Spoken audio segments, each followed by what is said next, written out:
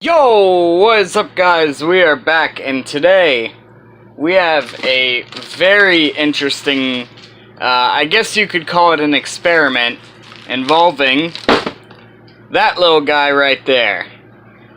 Probably shouldn't have thrown it down so hard, but I doubt I broke anything. Also, say hello to little Eva there. That's my spider. But anyway,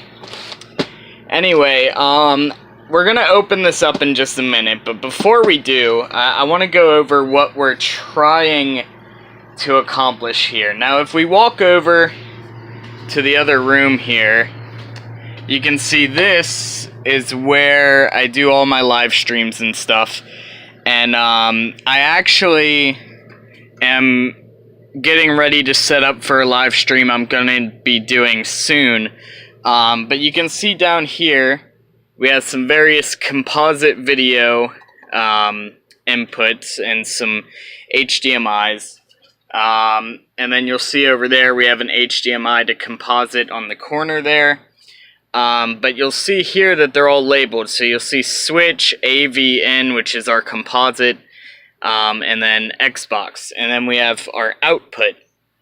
Our output goes to this monitor right here. So that when I'm live streaming anything on my consoles or recording anything on my consoles, I'll have this on my PC, this on the game footage. Right now they're both on PC. But something that I've always wanted to do is be able to use my Switch in here and also be able to use it in here. Now, you're probably thinking, okay, just buy another dock. Well, docks are expensive.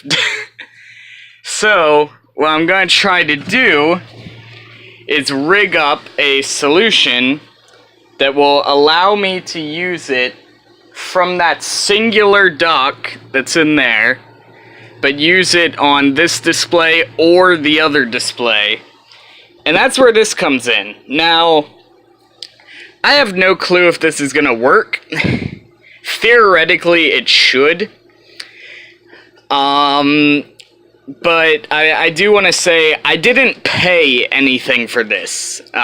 So if it doesn't work, I didn't lose any money on this because I actually paid for this using Bing rewards points. So I actually got this entire shipment without spending any money at all.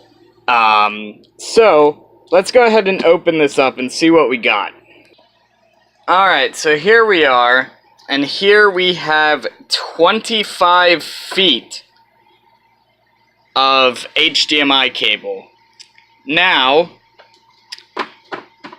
we do have a few things that could potentially make this not work. First of all, as of right now, the only way this will work is if I unplug the output from that HDMI splitter, plug this in, and then plug the other end of this into the TV that I want to go to. If I test this and it works, then I'll eventually buy another HDMI splitter and some sort of output toggle so that I don't have to unplug anything. I can just toggle it with a switch. But for right now, this is just proof of concept. So keep that in mind. Now, I do want to say if anybody wants to attempt doing this, keep in mind that the longer your HDMI cable is, the more likely you are to get signal degradation, which can lead to latency, which is what we're going to have to be dealing with when doing this. I haven't tested it, so that's our first problem we might run into, is whether or not we experience any latency. I'm hoping we won't. Second thing that we may or may not run into is whether or not the Joy-Cons will connect to the Switch from that far away without producing any latency, which again, I haven't tested. So this all could be for nothing. And then the third problem is I actually haven't measured the distance from port to port. So this cable might be too short. Which, if it is, I do have an HDMI extension laying around here somewhere. So that's not that big of a deal. But those are the three issues that we might run into. But let's go ahead and start setting this up. Alright, so one of the things you'll notice is that this is a really thick HDMI cable.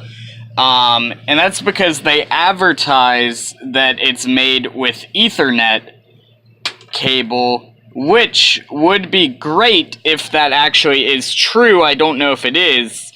Because I got this relatively cheap, so they might be lying. I don't know. But if this is made with Ethernet, then we can theoretically go up to 100 feet without any signal degradation. So if this is Ethernet, then we're looking pretty good. So let's go ahead and unplug this output here.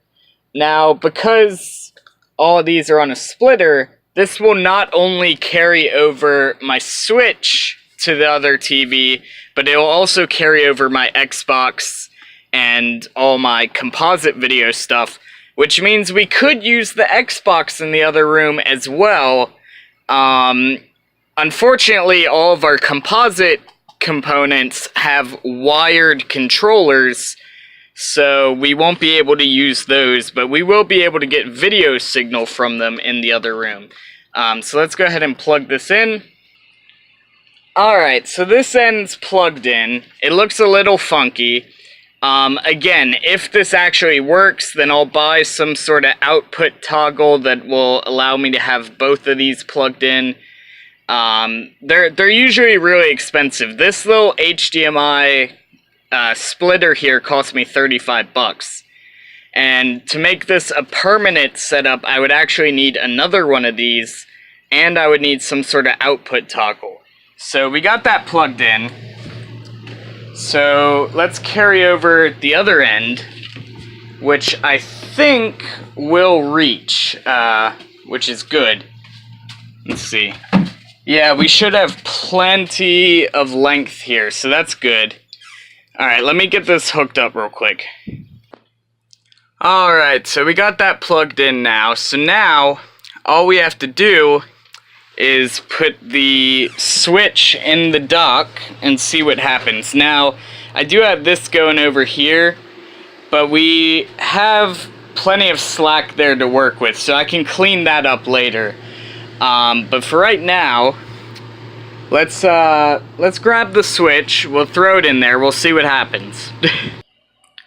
Alright, so here's the switch going into the dock. There. And you'll see this little red light comes on. Now let's grab our controller. The other one's in my pocket right now. And let's walk over here and see what we got. And there we go. So we have video signal on screen, which I pretty much knew that was going to happen. It's an HDMI cable. You're going to get the video signal.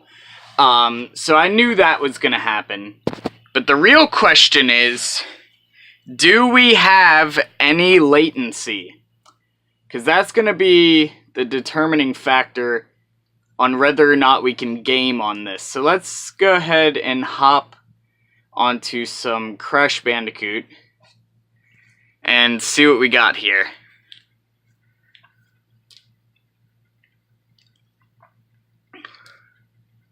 Alright, so far everything looks good.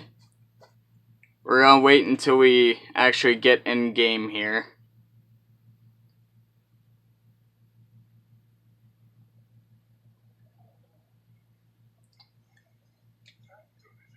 Alright, can I skip this? I don't think it lets you skip. Alright, the controllers are still connected to the Switch here. So that's good. That was my main concern. Let's see. Press X to skip. Alright. There we go. Alright, so let's see.